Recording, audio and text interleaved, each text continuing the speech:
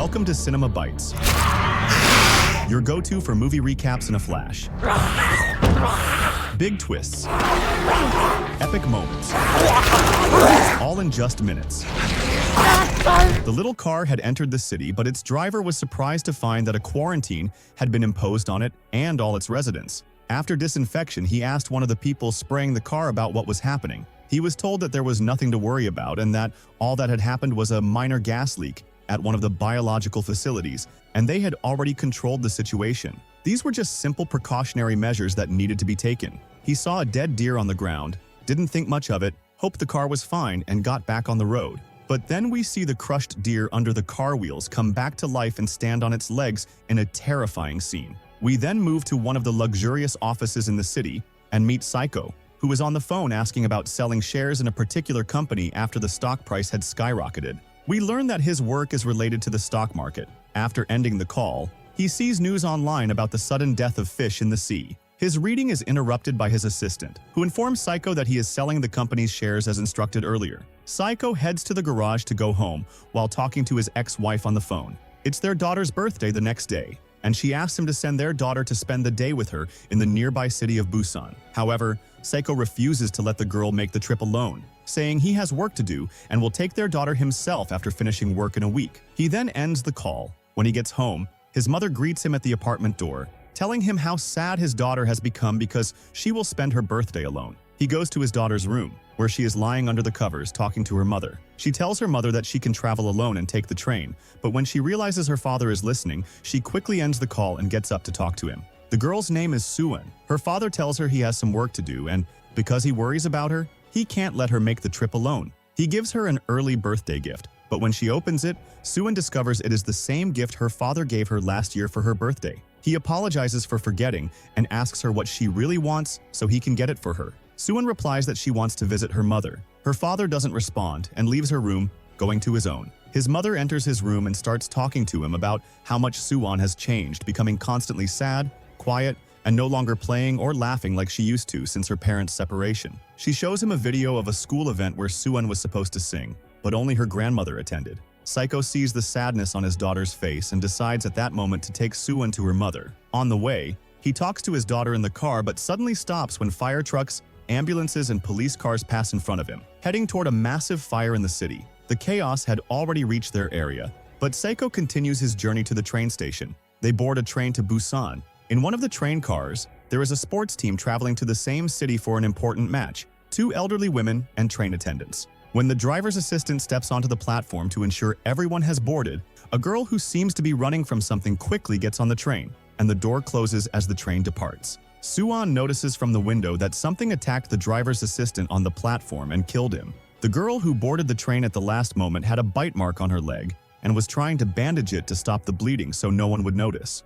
Meanwhile, one of the passengers notices a man acting strangely as he enters the bathroom in their car and stays inside for a long time. The passenger informs one of the staff members, who goes to check on the man. Suan, curious by nature, follows them to see what's happening without her father noticing she left his side. The staff member manages to open the bathroom door to find a homeless man inside, muttering about how everyone is dead and that no one will survive. The staff member, not understanding his words, tries to calm him down and convince him to come out. At the same time, the girl with the bite mark collapses in the corridor between 2 train cars and dies. Her body starts convulsing violently, and one of the train attendants sees her and immediately calls for medical assistance over the intercom. But to her shock, the girl stands up behind her, having turned into a zombie, and attacks her. The attendant tries to escape but is killed, and within minutes, the 2 girls who turned into zombies begin attacking all the passengers in the car. Those bitten also turn into zombies and start attacking others. Suan wants to use the bathroom but finds a man standing outside the door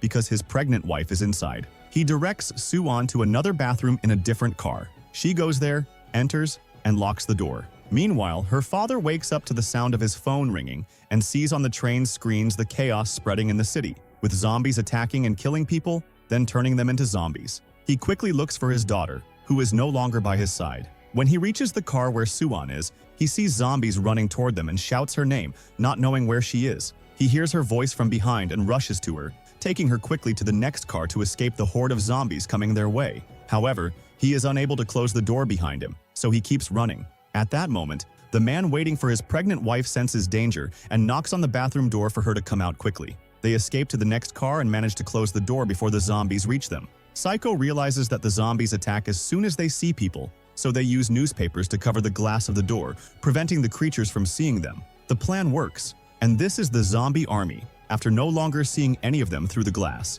The train driver opened the microphones in the carriage and told them that they wouldn't stop at the next station but would disembark at the one after because the army had surrounded it. He asked everyone in the train to remain calm. All the passengers on the train tried to access the internet and follow social media to understand what was happening. They learned that a virus had spread among humans, causing them to turn into zombies. Anyone infected by one of them would also turn into a zombie. Government officials were issuing statements, trying to reassure the population, advising them not to believe rumors and fabricated news, and promising that everything would soon be under control. Sako, after ensuring his daughter's safety, tried to call his mother to check on her. She told him to take care of himself and his daughter. Then he heard strange noises on the phone and realized he had lost his mother. But he tried to remain composed in front of his daughter and asked her to stay in the same place, promising to return in a few minutes. Sako went to the next carriage to make a call, and it seemed he contacted one of his friends in the army, asking if the city where the train would stop would be safe or not. He explained that he had his daughter with him,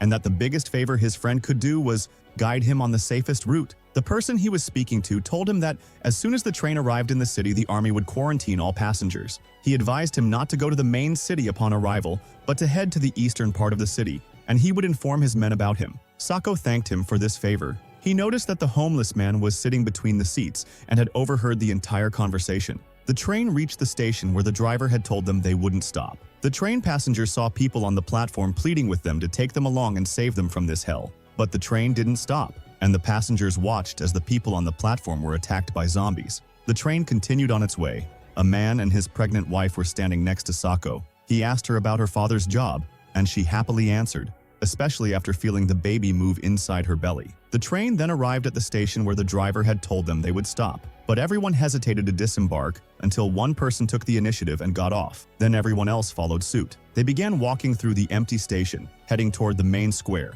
But Sako and his daughter bypassed the barriers to go where his friend had advised. He noticed that the homeless man was following him after overhearing his conversation. The man said he wanted to live and didn't want to die. When Swan understood the situation, she tried to go back to inform the others, but her father stopped her. From a distance, a soldier appeared, and the homeless man ran toward him, waving. Sako asked his daughter not to move from her spot and ran after the homeless man. Suddenly, a zombie appeared behind the soldier and attacked him. The homeless man fell to the ground in terror, and an army of zombies emerged behind him and began attacking. On their way to the main square, the man and his pregnant wife felt something was off. But as they approached the square, they saw all the soldiers who were supposed to be waiting for them. However, they had also turned into zombies. When the zombies saw them, they began running toward them. The man grabbed his wife and carried her to another staircase, and they hurriedly tried to escape.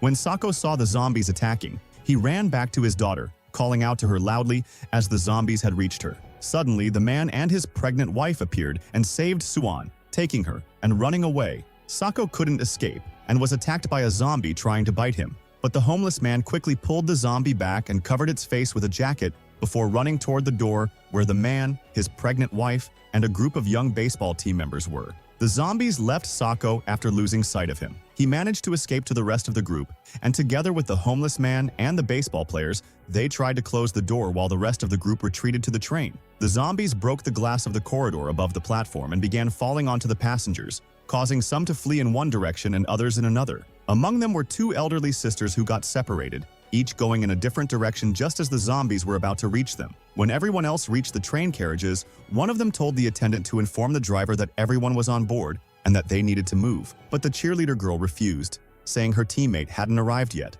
The man pushed her and threatened the attendant, insisting they had to move or else their lives would also be in danger. The attendant complied. Sako, the baseball players, and the homeless man couldn't close the door, and the zombies broke the glass, starting to attack them. They quickly fled to the train they saw beginning to move as soon as it reached the platform. The zombies attacked two of the baseball team members, leaving only three on the platform. They pulled Sako as he ran, and he quickly boarded the train. Only the pregnant woman's husband remained, running along the platform. Sako extended his hand to him, but the man took a police shield lying on the ground to defend himself, and eventually managed to enter the carriage with them. The passengers were now divided among three carriages. The majority were in carriage number 15, where they covered the glass with fire extinguishers and sealed the door with their clothes. Meanwhile, Swan, the pregnant woman, one of the elderly sisters, and the homeless man were in another carriage. Sako, the pregnant woman's husband, and a baseball player were in a third carriage. Swan and the pregnant woman discovered they were trapped between two carriages filled with zombies. The pregnant woman spotted an open bathroom door in a nearby carriage. They all entered it, but the zombies saw them at the last moment and tried to attack. However, they quickly shut the door. Sako tried to call his daughter to check on her, but there was no signal. He noticed the man speaking to his pregnant wife and learned that his daughter was with them, along with the baseball player. The baseball player contacted his cheerleader friend, reassured her, and informed her that the rest of their teammates had died. The pregnant woman's husband told Sako and the baseball player that his wife and Swan were trapped in the bathroom of one of the train carriages, and they needed to rescue them. They began preparing for the difficult journey through the train carriages. The group entered the first carriage filled with zombies and began fighting them. The man stood at the front, Sako at the back, and the baseball player in the middle. The group noticed that when the train entered a tunnel and the carriages became dark, the zombies calmed down. In its movement, its speed decreases, and he decided to use that against them. He planned for them to get into each car when the train entered a tunnel and be pulled out from among them. He used the phone to keep the zombies away from his path and moved without fighting them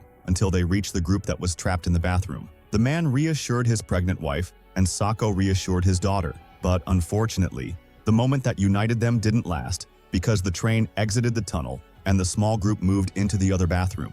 Sako used his mobile to calculate the distance and time needed for the train to enter the next tunnel. He told his companion that they should move at that time. The baseball player sent a message to the cheerleader to inform her of the plan. Out of excitement, the girl told the remaining passengers that there were still survivors from their train. But then, the selfish man among them started shouting at her, saying they couldn't let them join their car because one of them might be infected. He convinced the rest of the remaining passengers. The train entered the tunnel and everyone left the bathrooms, moving quietly in the darkness so the zombies wouldn't notice them. Everyone exited the train, but the homeless man fell between the seats. Sako went back to help him, and they both hid. Sako agreed with the homeless man to move after counting to 3, but the homeless man accidentally stepped on a soda can, alerting the zombies who came toward them. They were forced to run quickly and managed to get through a door at the last moment. But the pregnant woman couldn't close it behind them because one of the zombies had its head stuck in the door. The baseball player went to the door of car number 15, where the remaining passengers were, but they didn't open it, so he started breaking the glass. On the other side of the car, a zombie managed to bite the man holding the door. Within minutes, he turned into a zombie too. Sako rushed to help him, but the man told him what had happened and asked him to escape with the others and take care of his wife. Sako quickly ran away with the rest of the group. When the wife tried to stay with her husband, he shouted at her, telling her to escape with the others. He started holding back the zombies to stop them from chasing the rest of the group, sacrificing himself to protect his wife and the others. Sako reached the door of car number 15 and they managed to break the glass and get inside, but the passengers still tried to stop them from joining them. This time, they failed. As soon as Sako entered the car, he punched the selfish man in the face, blaming him for the death of the unborn child's father. The selfish man still refused to let the group stay with them, claiming that someone among them must be infected. He forced Sako, his daughter, the pregnant woman, the homeless man, and the baseball player and his girlfriend to leave. The girlfriend refused to stay with the selfish group. At that moment, the old woman saw her sister among the zombies through the glass door. Without anyone noticing, she opened the door, letting the zombies into the train car, killing everyone inside. The group that had just left managed to escape. The train reached a station near Busan and stopped. The train conductor announced over the microphone that he would try to find another train car quickly. He got off to look for one to take them to Busan. After hearing this, Sako received a call from his friend in the army, who told him that Busan now had the best defense and that if they reached there, they would be safe from what was happening. Sako informed his group that they needed to get off now and try to reach Busan at any cost. At the same time, the selfish man and the train attendant were in the bathroom of car number 15, having escaped the massacre that occurred there. They heard the conductor's announcement. The selfish man told the attendant that they needed to get off to board the second train the conductor was preparing. When the attendant agreed, the selfish man asked him to go out first. When he did, the selfish man pushed him toward the zombies and quickly escaped from the car. A burning train was speeding down the tracks,